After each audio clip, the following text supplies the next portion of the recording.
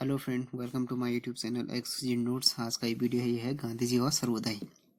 गांधी जी के सर्वोदय पर विचार है।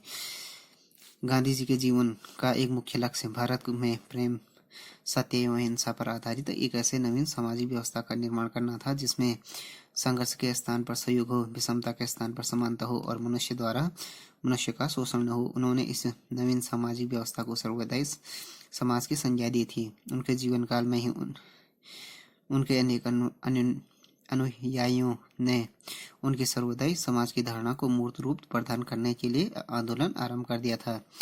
गांधी जी की जो सर्वोदय की कल्पना का आधार था, जॉन रस्किन की जॉन रस्किन की सुविख्यात पुस्तक अनटू दिस लास्ट है, जो उन्होंने दक्षिण अफ्रीका में जोहान्सबर्ग से डरबन की यात्रा के समय रेलगाड़ी में पढ़ी थी। इस पुस्तक के विचारों से प्रभावित होकर गांधी जी ने इसका गुजराती में अनुवाद किया और इसे सर्वोदय नाम दिया। तो गांधी जी का जो ये सर्वोदय का विचार था, इनके जीवन का एक महत्वपूर्ण लक्ष्य था कि प्रेम, सत्य और अहिंसा पर आधारित एक समाज का निर्माण करना था, जिसमें क्या होना था कि संघर्ष के स्थान पर सहयोग, विषमता के स्थान पर समानता हो, मनुष्य द्वारा मनुष्य का शोषण न हो।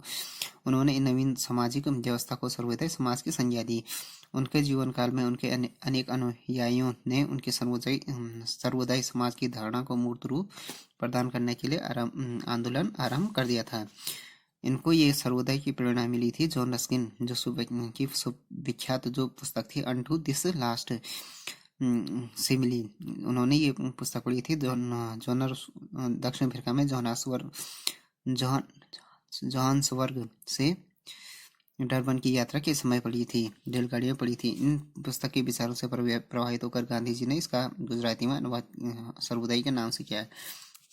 इसकी बात होगी। सर्वोदय का अर्थ होता है सबका उदय, अर्थात जाति, धर्म, रंग, रूप, लिंग, योग्यता आदि किसी भी प्रकार का भेदभाव किए बिना सबका हित।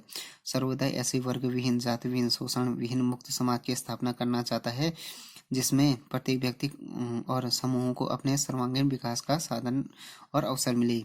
सर्वोदय सर्व गांधी जी द्वारा प्रतिपादित ऐसा विचार है जिसमें सर्वभूत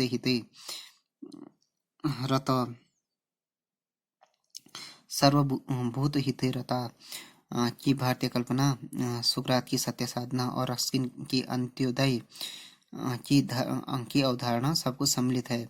गांधी जी ने कहा था कि मैंने अपने पीछे कोई पंथ या संप्रदाय नहीं छोड़ना चाहता हूँ। मैं अपने पीछे कोई पंथ या संप्रदाय नहीं छोड़ना चाहिए। कारण है कि सर्वोदय आज एक समर्थ जीवन, समग्र जीवन और संपूर्ण जीवन का पर्याय बन चुका है। तो सर्वोदय ये था कि सर्वोदय का अर्थ है कि सबका उदय, अर्थात ये था कि जाति, धर्म, रूप, रंग, लिंग, योग्यता आदि में किसी भी प्रकार का भेदभाव किए बिना सबका हित।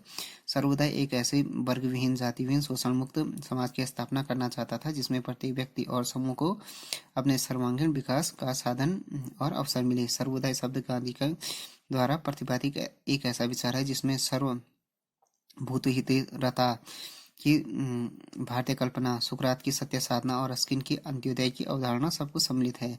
गांधी जी ने कहा था कि मैंने अपने पीछे कोई पंथ या संप्रदाय नहीं छोड़ना चाहता। मैं अपने पीछे कोई संप्रदाय या पंथ नहीं छोड़ना चाहता हूँ, या पंथ या संप्रदाय नहीं छोड़ना चाहते। ये कारण है कि सर्वोदय एक आज क्या हो गया है, समर्थ जीवन, समग्र जीवन और संपूर्ण जीवन का पर्याय बन चुका है। सर्वोदय की रूपरेखा। गांधी जी ने वर्तमान राज्य को समाज यह है गांधी जी ने वर्तमान राज्य को समाप्त करके, गांधी जी क्या चाहते थे कि वर्तमान राज्य को समाप्त करके उसके स्थान पर अहिंसात्मक समाज, राज्यहीन लोकतंत्र अर्थात राम राज्य की स्थापना की धारणा व्यक्त की।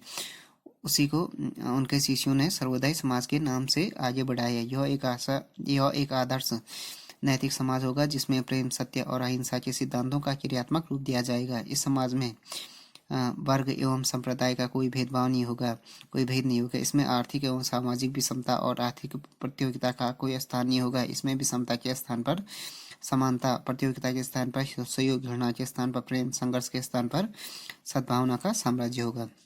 तो सर्वोदय की जो रूपरेखा था, गांधी जी वर्तमान राज्य को क्या करना चाहते थे, समाप्त करके उसके स्थान पर अहिंसात्मक समाज, राज्यहीन लोकतंत्र तथा राम राज्य की स्थापना की धारणा व्यक्त की है।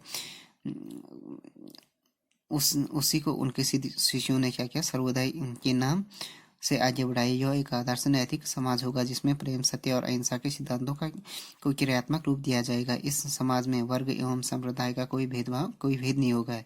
इसमें आर्थिक एवं सामाजिक विषमता और आर्थिक प्रतियोगिता का कोई स्थान नहीं होगा। इसमें विषमता के स्थान पर समानता, प्रतियोगिता के स्थान पर सहयोग, घृणा के स्थान पर प्रेम, संघर्ष के स्थान पर सद्भावना का साम्राज्य होगा। सर्वोदय समाज में क्या होगा, व्यक्तियों में नगरीकरण की प्रवृत्ति नहीं होगी, मतलब ग्रामीण होगा। वे छोटे छोटे आत्मनिर्भर एवं स्वशासित ग्रामीण जनसमूह में निवास करेंगे। उनमें पारस्परिक एकता की भावना होगी। वे अपने ग्रामों में सामूहिक कृषि में कुटीर उद्योग की व्यवस्था करेंगे। कृषि एवं उद्योगों में उत्पाद सामूहिक रूप में ही उसका उपभोग किया जाएगा। सर्वोदय समाज में वर्तमान केंद्रीकृत एवं विनाशकारी राज्य का कोई स्थान नहीं होगा। इस समाज में छोटे छोटे स्वशासित स्वपर्याप्त ग्राम होंगे जो गणतंत्रों के रूप में कार्य करेंगे। राज्य इन ग्रामों का ढीला ढाला संघ होगा। उसमें राजनीतिक दलों का कोई स्थान नहीं होगा। राजनीति का स्थान लोक नीति ग्रहण करेगी।